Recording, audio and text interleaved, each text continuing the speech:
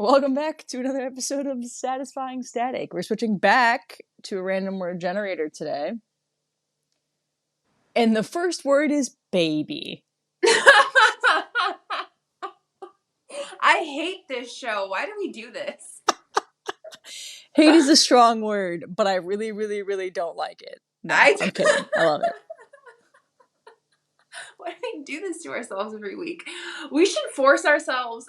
I think the funnier episode is when we just force ourselves to like power through it. Like, all right, what can we say about? We're keeping baby. I have a lot of feelings towards the word baby. Okay, I do. I went into 50 different directions, so let's pick one, I guess. Yeah, my first gut instinct, nobody puts it in the corner, right? Like, nobody puts baby in the corner. I'm so glad you said that. That was definitely one of the directions that my brain went to. For anybody listening who is not a Dirty Dancing fan.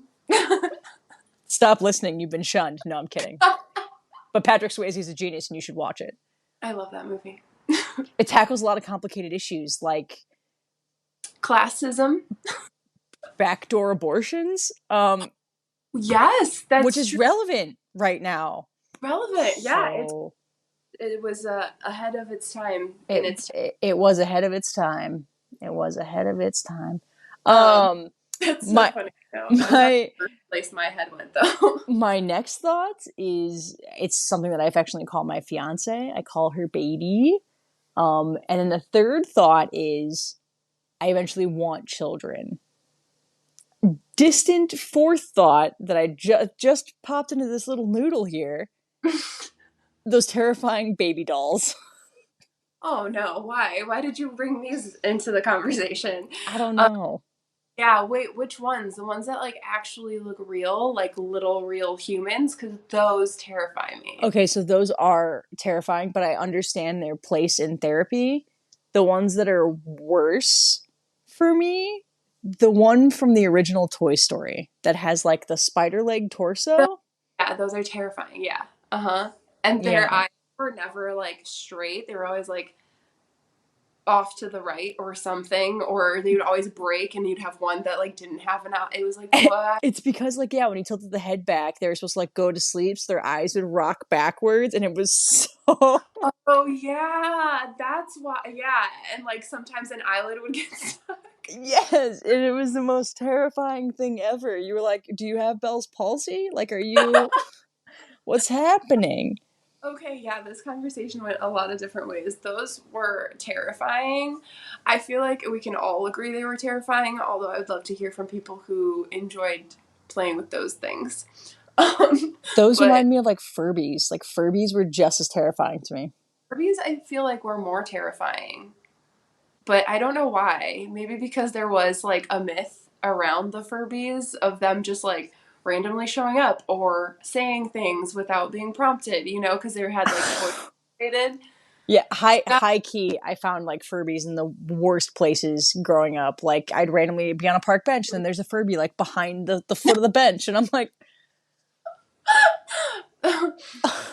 no, that's scary. Like someone was trying to mess with you.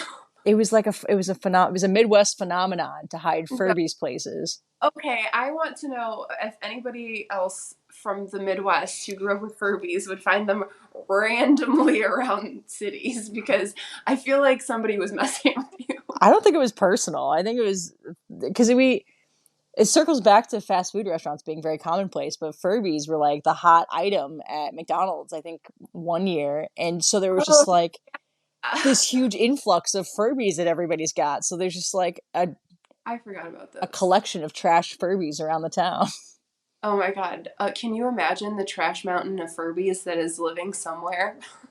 You know what's a worse thought is now being an adult and understanding how bed bugs worked. I wonder if Furbies just carried bed bugs. Probably. I imagine like a lot of... like Beanie Babies and... do. But yeah, I'd rather not think about that. This is your friendly reminder that if you ever get anything that is a fabric at a thrift store, to heat treat it first. Heat treat it. Yeah, that's good. That's a good lesson. That's a good life lesson for everybody. You never know where it came from. And no, there are not magical giant washing machines in the back where they wash everything beforehand. They don't do that.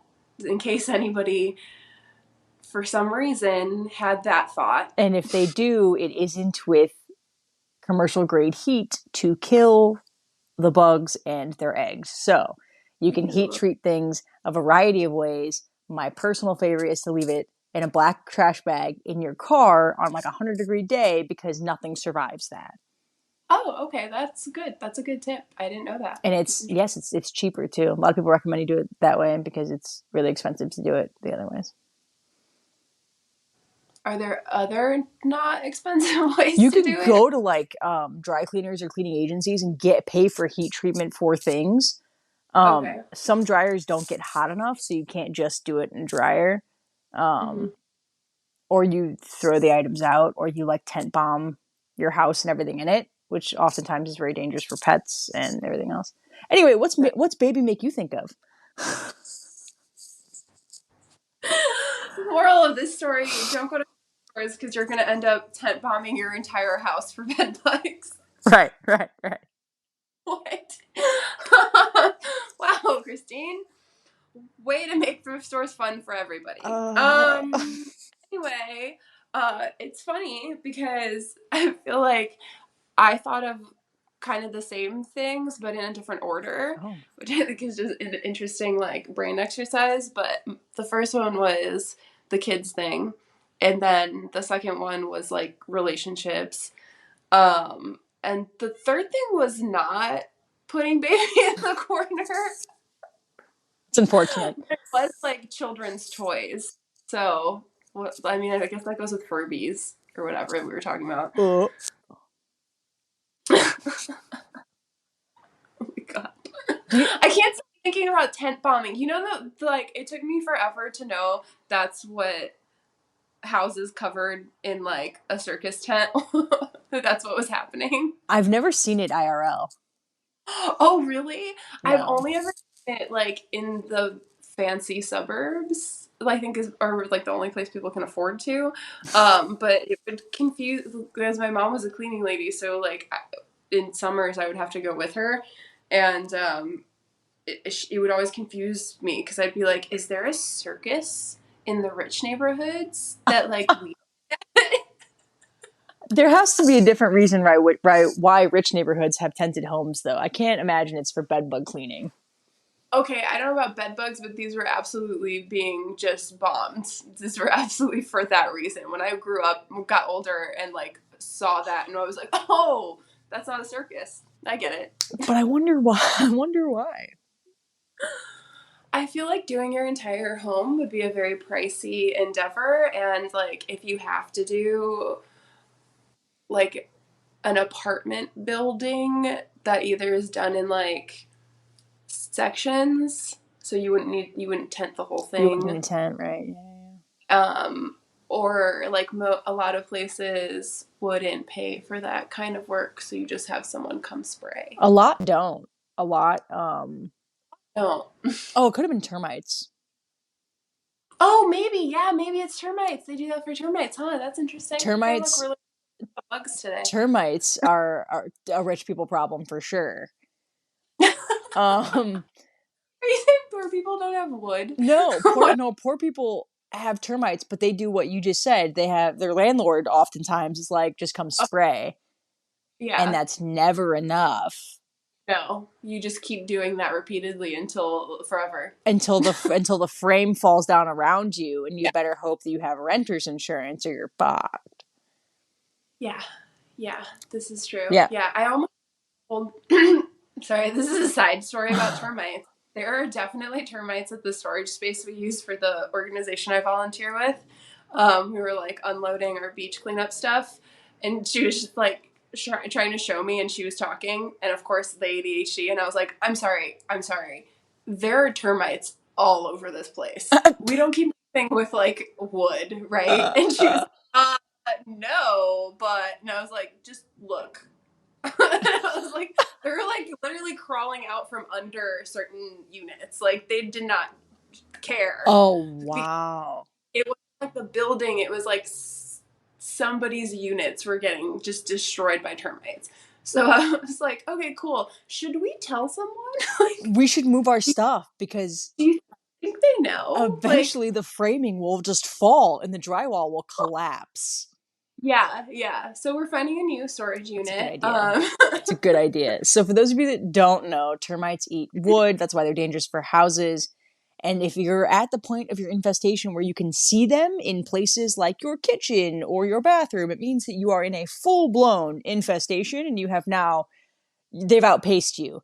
Now you can Yeah, bomb the house and replace what they've broken, but it's going to cost you tens of thousands of dollars. Or you can just wait and hope that you've moved by the time that they chew through all of your stuff and things start falling down around you. yeah, yeah. Probably the latter on that one, honestly. Mm-hmm. Like, out of the way before the frame collapses and then collect insurance. Yeah, well, and some renters insurance don't cover termite damage to your items, so that's important to look into.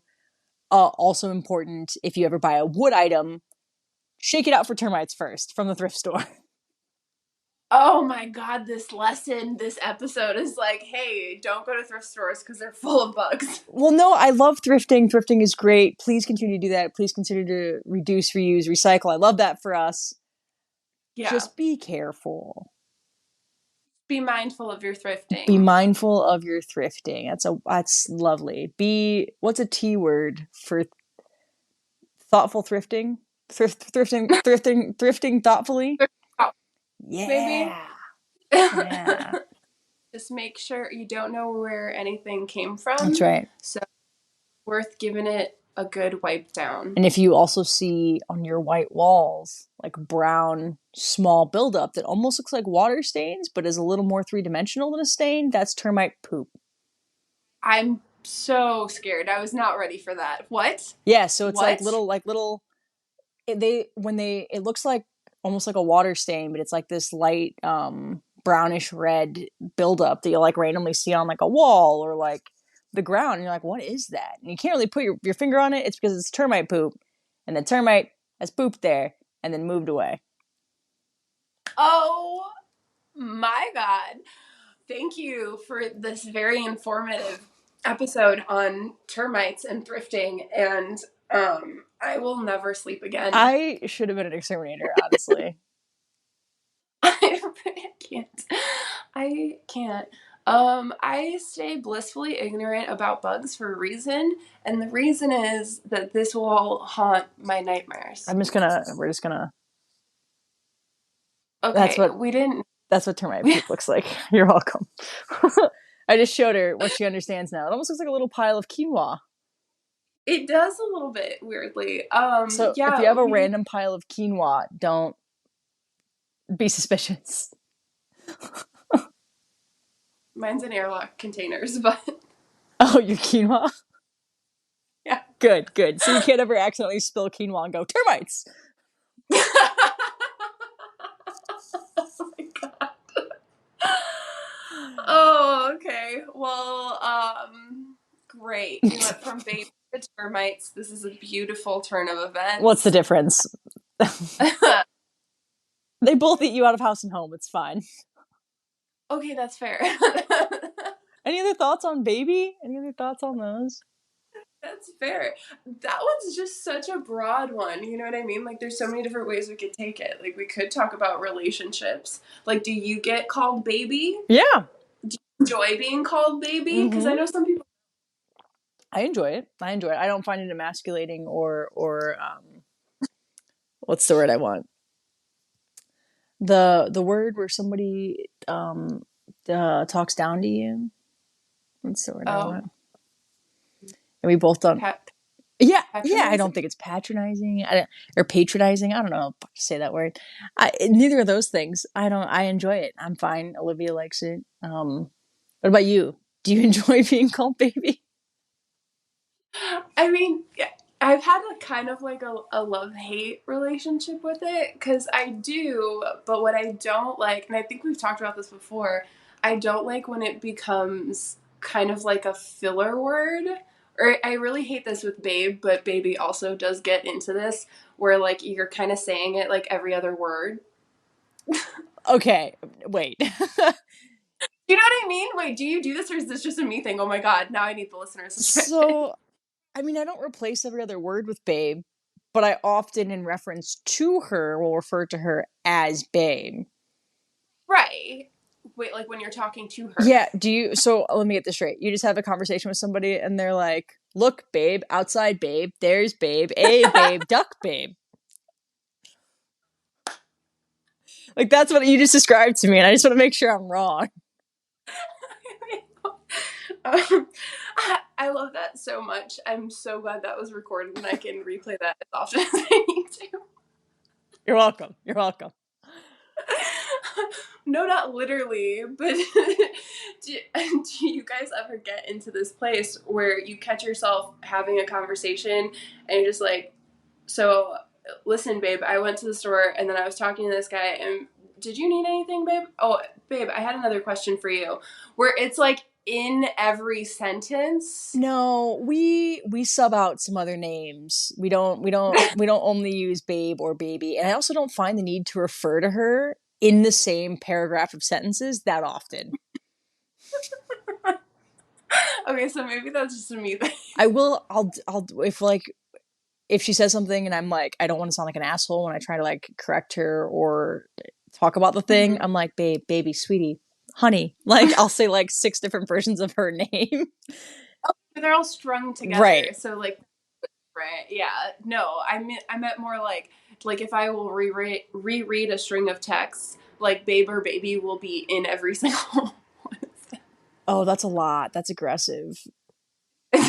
Yeah, a little bit. For me, it's like a balance. Like I don't mind it, but and like this isn't only with like one specific person. Like I have witnessed this in multiple relationships and in other people's relationships. Like I would make fun of my friend for it all the time because he would basically reference his wife as babe, like, and like honestly, we'd just be sitting there like, shut up. Like But like also so you have a name and if you use it too much, the word itself becomes like air and kind of nothing. yeah. No, and that's exactly it. Is that like so when people ask me about like pet names and they're like, how do you feel about like baby or babe? I'm like, well, like I don't hate it, like but also it doesn't feel special to me in any way. You know what I mean? It Yeah. just feels like a filler word. And so like is it weird if like my partner were to use my actual name? Like yeah, that sounds so weird. Please don't do that. But, Yeah, please right? It stop. sounds Please don't use that. don't, I am not Maggie to you, okay? But Excuse me. but like with those specifically, I just feel like they're so generic and they can become really overused. And so at some point in the relationship, it does just feel like a filler word and not like anything outside of that. So I had an interesting phenomenon with this word. When my ex and I split, we were on the phone talking about something like right after we split, and I said that. I said like babe or baby or something, and she lost it. Like it had become very commonplace in our relationship, and so much so that I just used it as another word. But like the moment we split, she was like very like hyper aware that that word was no longer allowed to be used, and so a word that had virtually no meaning for all this time all of a sudden became hyper valuable and was absolutely a no no. Interesting. So I found that Yeah. fascinating. How a word we give it value initially, we use it and use it and use it and use it, so it loses value. The status changes, and now all of a sudden it's regained value. Yeah, I mean, that is very, very interesting. And it's so interesting that it's like with those words, like babe and baby, Mm-hmm. right? Like, because my friend was actually telling me, she was like explaining some tea to me, and she was like, I don't understand why this person thought that like we had a relationship. I didn't do this. We didn't do this together. I never called her babe or baby. And I was like, is that is Is that that a the that's new the setting? is that a new definition of I was like, relationship? that's the line you didn't that we don't cross because once that happens, nope, now you're mine. So you said it. There's a whole, what's funny about that though is everybody has different things that signify what a relationship is. So like me, I'm not in a relationship with someone unless we clearly define We are in a relationship. We sit down and we have, quote, the talk. That is, are we exclusive? Are we not? Are we monogamous? I only do monogamous relationships, like that kind of a thing, whatever. But Yeah. other people are like, well, my toothbrush is at their house, so we're dating. And I'm like, yes, you are. You are dating in the act of going on dates together. But exclusive? I don't. That's so funny that you brought that up because I've been like noodling in the back of my head. I've been like, man, I feel like my toxic trait is that I gatekeep the word, the title girlfriend. Mm. Because like dating for me is like the talking stage or getting to know each other or whatever. Like all of that is dating. Oh, And that is see. time we take to figure out whether or not we're compatible. If I am your girlfriend, I'm planning on marrying you. I'm already picking out baby names. Like, no, they're, we're going from girlfriend to fiance or girlfriend to nothing. There's no in Right, between. right. So me and Olivia have different interpretations on this. So growing up, I always thought dating was only girlfriend, girlfriend, girlfriend, boyfriend, boyfriend, boyfriend, all the things, right? All the things. But titles together, right? Right, right. But she has like this blasé thing about dating where she's like, yeah, I dated this guy. And by date, she means I went on 3 dates with this man Well, yeah. for over the course of 2 weeks or whatever. And I'm like, well, then you didn't date. And she's like, well, no, we dated. We went on dates. And I'm like, no, no, you did not call this man your boyfriend. And she's like, well, no, but I'm like, so we often butt heads about even just the term dating having such different meaning. Yeah, it's That, so I guess, I mean, that's true for everyone. And now also this conversation is making me realize like that's kind of an important conversation to have with people you're interested in dating, is like to get on the same page, because I feel like a lot of times like I'm perfectly happy, like I did was not someone's girlfriend for 3 years. oh my god, that's commitment in the weirdest But non-committed way. and I was totally committed to them, like completely. Like we spent all of our time together. We spent all of our time together on the phone. We hung out all the time. Like we were very committed to each other. But in my head, I was like, we're not going to get married. Like this is definitely not a forever. And like I can't commit to you like that. And so as far as I'm concerned, like I don't think it's fair for us to be like together like that. And they were totally fine with whatever situationship we had going on for long enough until they got fed up with it. But it was like 3 years Oh of my god, this. 3 years? That's so long. So, like, would I say I dated that person? Like, yes. Am I going to say that about every person I've been on 3 dates with? No. But, Well, so when my ex and I split briefly and eventually got back together because I'm an idiot. I I dated someone in that I went on multiple dates with them. We were hanging out, we were talking, we were pretty much exclusive. She's probably listens to this podcast, and if she does, that's fine. That's gonna be fine.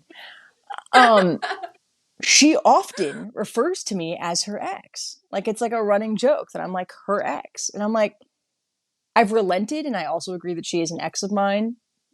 But for the longest time, I was like, no, you were never officially my girlfriend. We didn't date. We didn't officially date. But how I rude. know, but since Olivia has broadened my dating horizon definition, I'm like, Oh, I guess we did technically date, and if I'm gonna admit that we dated, I guess I can call you my ex, and that's fine. that's so interesting though. Cause, like, yeah, I wouldn't agree there, right? Like, until those titles were there, like, you're not an ex. Right. But like I think there's a difference between like saying like, oh, I dated this person and like this is my ex. So, okay, see, I feel the same way, and I think the situationship with her bothers me less Mhm. because she stayed in my life for a long time. She's still in my life. We're still good friends. Um, Yeah, yeah. and I had significant feelings for her. I would have asked her out. We would have dated had my ex not nosedived back into my existence. as Right. as Yeah. as gays do, as women relationships do. Okay, as quickly as they pack up the U-Haul to move in, they pack up the minivan to leave, and then they just drive it right back through your front door and laugh at you for thinking that they were gone. Okay. Oh my god. Oh my god. What have I signed up They just for? do. Or like worse, they disappear for years and then they resurface. And it's like, who they're like termites. Who who found you? Where did you come from? Have you been hiding in the framework this whole time? I thought we got rid of you years Yeah, I ago. thought, God, we remember we tented the house and you were gone. Ah, What yeah, happened? what happened? But yeah, so I find it very interesting that there's just such a different dynamic around all those words. Do you know we started with the word baby? Actually, when we started with the word baby, I expected it to turn into a conversation about dating because I figured we would both like go there at least. So this was what I in my head imagined this podcast being, not the first half about In termites. our defense, we recently have talked about your love life a lot ish. So it's a, That it's is on the true. forefront of our brain. And I'm planning a wedding, so we've talked about my love life a lot because my love life is wedding planning. So Forefront. Yeah, that's true. That's a good point. And you guys saw one venue that you liked, we're which is moving forward exciting. with it. We're gonna sign a contract. Oh, you are? Yeah. Oh, Yeah. It's very exciting. It's right on the water. It's gonna be a very New England wedding. yeah. I love that. Yeah, it's gonna So be cute. fun. Maggie's gonna be in the wedding. I'm gonna be in She has the wedding. committed I'm so already. yeah. I have to start picking out an outfit now. Correct. She has not gotten the official here's a cute little gift invite yet, but I had to ensure that she was going to have that time off of work because she's going to have to travel intercontinentally. You're the only one coming from Cali. It's quite the hike. Oh damn, yeah. I might have to make a pit stop in Chicago before I go. Just take the whole week. I might as well and just like work a few days in Chicago and then head over to Boston. We assumed we're getting married on a Friday, so we assumed that everyone would take the weekend and that we would all do like some fun New England things on Saturday and Sunday. Um, Cool. so That it'll works. be a good time. It'll be a good time. Why are you ticking? What Oh, what is nothing. I'm going I'm just that's my this. Do you see this zit in the center of my face? This what? zit in the center of my face. I can't see it because you know, FaceTimes. Oh, well, there's a zit in the center of my face, and Mm-hmm. it's because I'm stressed. I yeah, you looked stressed. That's why I So, asked. For those of you who see us, Christine's knee was rocking back and forth so hard. I thought the couch was going to start moving. so yeah, I'm stressed about wedding planning. That's why I'm twitchy. It's expensive and it's stressful and I'm apparently rubbing my face a lot, and that's why I'm getting new zits in new places. Yeah, that makes sense. Also, stress does not help with the acne and all the other No, and breakout also things. jujitsu has given birth to bacne. Oh no. Dude, I hate it. Liz, I'm Full blown back acne. It's the worst. Oh, damn. All right, well, sounds like you have some things to take care of. And it juices. I can't say And that word. jujitsu is coming up. And on that note, we'll end on Yeah. bacne. We'll end on bacne. Until next Until next time. time.